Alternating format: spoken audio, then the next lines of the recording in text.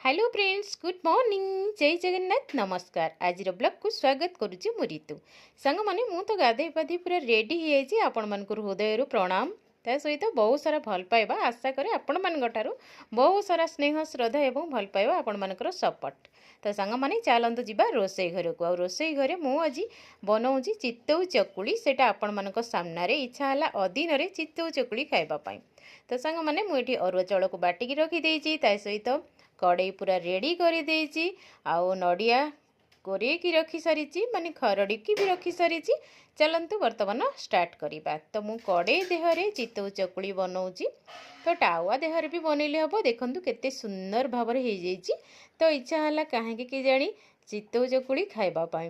तो मन कथा तो आपण मैंने जानती से इच्छा जेहेतु करने को भी इच्छा है आ खाइबा को भी इच्छा हुए।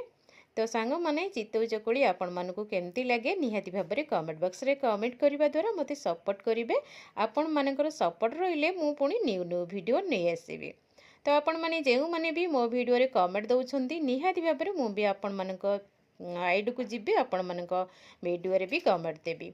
तो आशा करुच्ची आज वीडियोटी आपण मानकु भल लगी निहाती भाव में कमेंट करेंगे। ता सहित भल पाइबा देबे।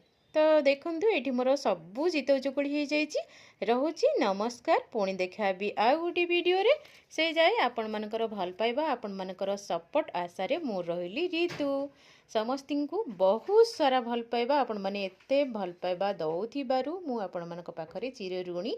तो आशा करुच्ची आपण माने एमती आगो को सुंदर सुंदर कमेंट करंतु, सपोर्ट करंतु। मु भी आपण मानक आईडी को जिबी आपण मानक वीडियो रे मु भी कमेंट करी। रोची जय जगन्नाथ, नमस्कार।